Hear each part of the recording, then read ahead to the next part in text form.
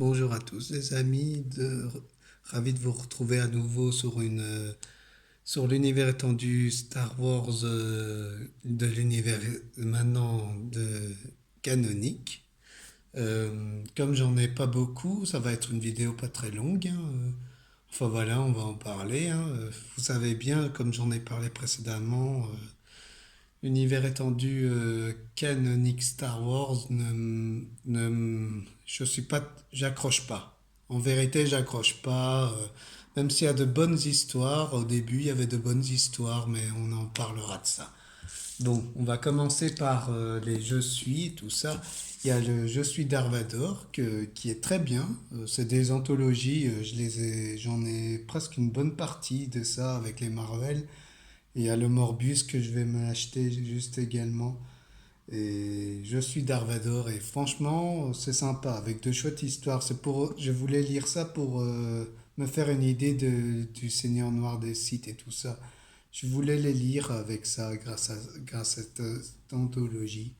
Et, euh, et elle est sympa. Elle est franchement sympa que la précédente là sur Luke Skywalker qui est une anthologie plus sur l'univers de Star Wars lui-même que sur Luke Skywalker, même si, enfin, Luke Skywalker a des histoires à lui aussi. C'est dommage, cette anthologie-là elle est un peu ratée à mon goût, mais après, elle est intéressante, hein. Elle montre, enfin, des histoires que j'avais déjà lues, et voilà, quoi. Je vais quand même le garder parce que maintenant, j'ai père et fils et j'espère qu'ils vont en sortir d'autres dès que je suis avec Star Wars parce que comme ça, je pourrais me faire une idée parce que j'ai franchement du mal à accrocher et c'est pas évident pour moi. Après, voilà, la série Docteur Afra qui a continué en plus, c'est que j'ai pas continué de lire. J'aime bien, mais c'est pas exceptionnel, quoi. Docteur Afra, c'est... Enfin, j'aime bien, hein. C'est une des séries que je conseillerais de lire quand même de l'univers canon. C'est pas un gâchis monumental, hein. C'est une série qui est agréable dans son ensemble. Même si enfin voilà, comme Marvel, ça perd son intérêt, ça devient moins intéressant au fil du temps, parce que ça va dans un truc pour faire un débat.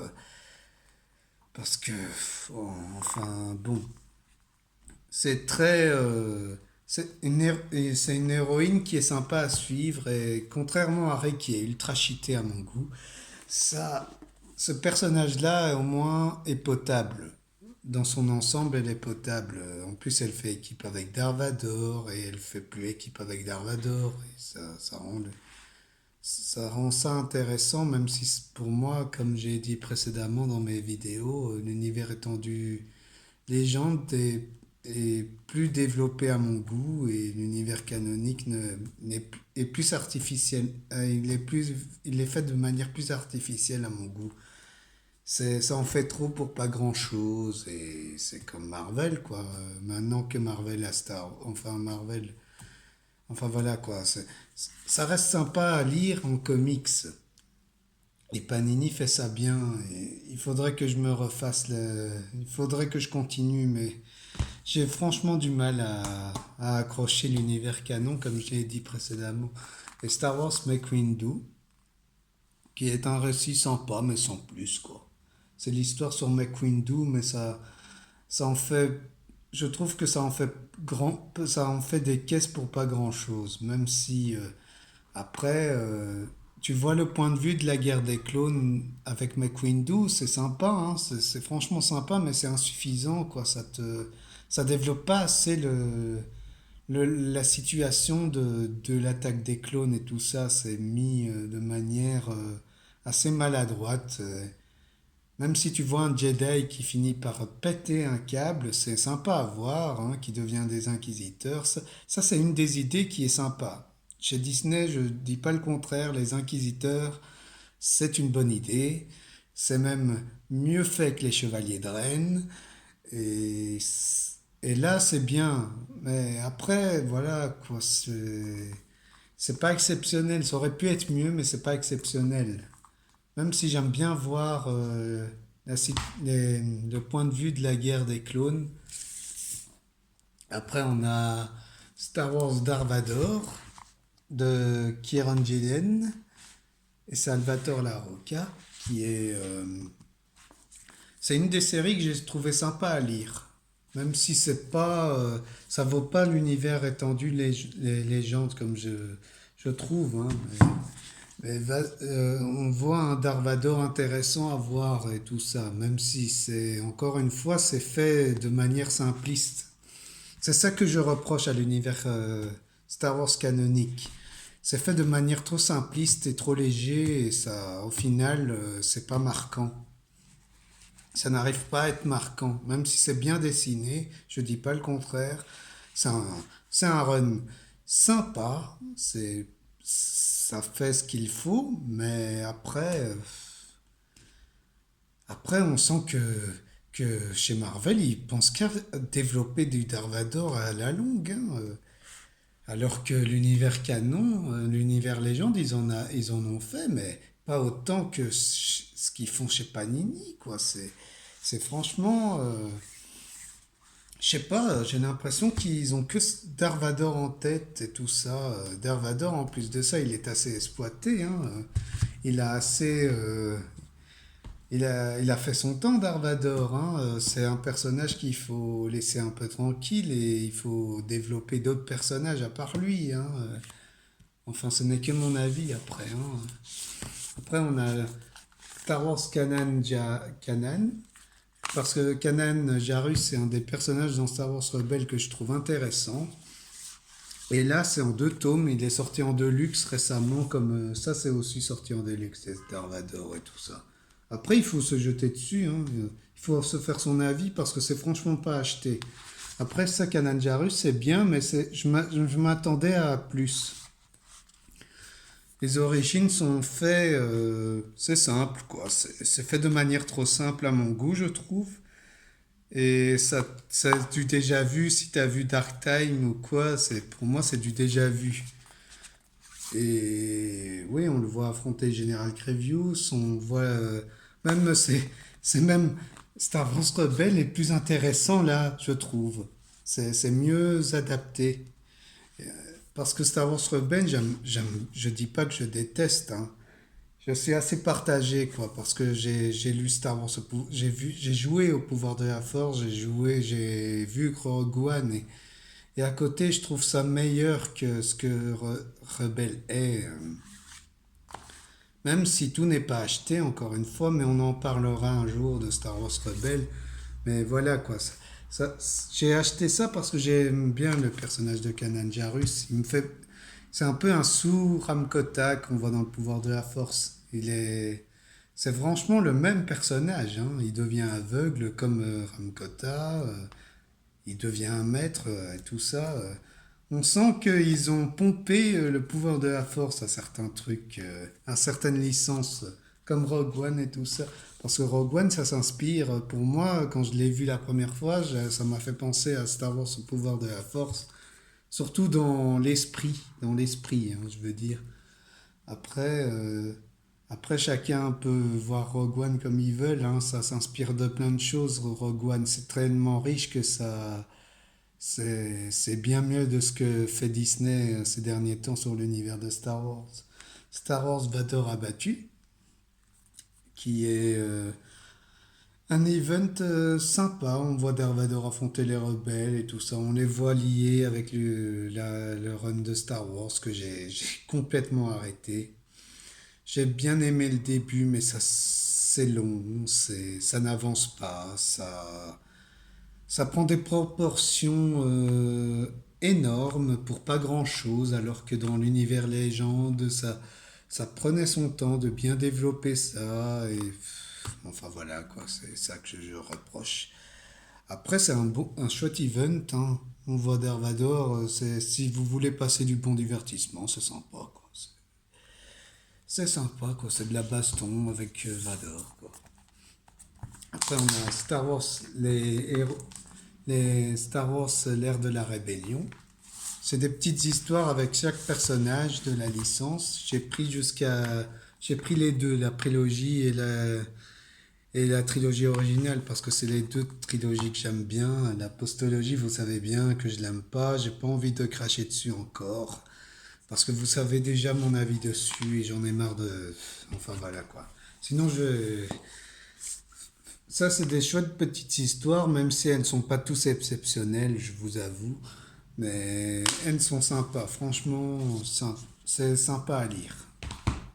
Après, on a Star Wars Obi-Wan et Anakin, qui est une histoire qui se passe après l'épisode 1. On voit Anakin, enfin ça, c'est avant l'épisode 2, et on voit déjà que la, la relation entre Obi-Wan et Anakin est assez, comment dire, c'est pas ça quoi, c'est pas, on voit même Anakin, il est pas, il est franchement pas à l'aise, et on voit que ses débuts en Jedi, après ça j'avoue, ça développe bien de ce qu'on voit dans la prélogie, ça, ce qui manquait, ça développe bien là-dessus. Après, je trouve que ça aurait mérité mieux, personnellement. Ils auraient pu faire beaucoup plus. Et malheureusement, la relation entre Obi-Wan et Anakin est assez survolée à mon goût, je trouve. Mais après, c'est... Voilà, quoi, c'est sympa. C'est ça le... Voilà, quoi, c'est des récits pas marquants. Alors, voilà que... Pour vous dire... Et là, Star Wars, l'ère de la rébellion. L'ère de la République, pardon. Qui est... comme vous savez, j'aime bien la prélogie, je l'aime bien aussi. Pour moi, elle est moyen. Et, et les comics sur chaque personnage de la saga, j'ai bien aimé. Même si, enfin, dans l'ère de la République, les vilains, euh, avec Général Crevius, les origin story de Crevius est mieux fait dans l'univers étendu légende. On comprend mieux pourquoi il est plus méchant dans l'univers étendu légende. Là, on te montre que c'est un robot et voilà, quoi. C'est assez survolé, quoi, je trouve. Après, les autres histoires sont sympas parce que tu vois le point de vue de chaque personnage, que ça soit Qui-Gon Jinn, Anakin et tout ça. C'est des histoires que... Enfin voilà, quoi, c'est des petites histoires qu'on retrouve dans la saga. C'est des histoires qui cherchent pas à être compliquées et c'est sympa, quoi. C'est suffisant en eux-mêmes. C'est assez sympa de voir ça. Après, on a Star Wars Dark Maul, que là, on voit que, en fait, Panini, il savait pas quoi faire. Et c'est Cullen Bunn qui a fait, il a fait du Venom. Et, et franchement, à côté de ce qu'il a fait sur Venom est mieux. Même si l'histoire, là, sur Dark Maul, elle est sympa, hein. Euh, c'est une histoire qui ne te raconte pas les origines. C'est une histoire centrée sur Dark Maul qui veut affronter un Jedi et voilà quoi. C'est de la baston, quoi. Ça n'a rien d'exceptionnel comparé à ce que je vous ai dit dans l'univers étendu léger. C'est beaucoup mieux fait. Après, on a Star Wars Lando.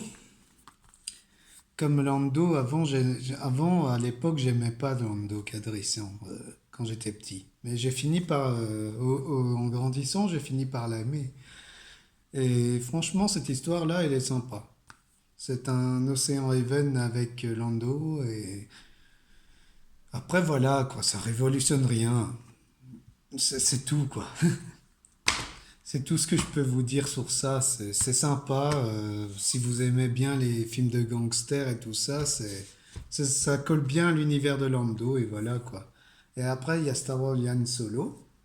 Et j'aime bien Yann Solo aussi, hein, même si j'ai plus d'attachement vers Luke Skywalker. Et ça, c'est Yann Solo qui fait une course. Et là aussi, c'est sympa, quoi. Enfin, moi, j'ai pas été tellement fan de ce comics en vérité, hein. J'ai pas trouvé l'histoire exceptionnelle. Même si j'ai bien retrouvé Lando, un Yann Solo, hein. Mais bon, les titres chez Panini, c'est fait pour ça. On dirait que c'est fait pour retrouver seulement les personnages et voilà quoi. T'as pas, on dirait qu'ils se sont pas foulés quoi. C'est ça quoi. Et après, il y a Star Wars Intro, que ça, par contre, j'ai bien aimé, parce que le cycle de Tro, j'ai bien aimé aussi, c'était beaucoup plus profond. Et là, c'est... Ils ont chacun un point de vue, en fait, hein. Comme il est dans Star Wars Rebelle, il apparaît dans Star Wars Rebelle, c'est pour ça que je me regarde Star Wars Rebelle, c'est pour le voir aussi, parce que ce personnage-là, je l'apprécie.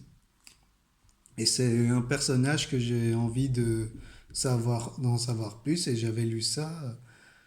Même si j'ai l'impression que dans l'univers étendu légende, il est beaucoup mieux développé, de ce qu'on m'a dit et tout ça.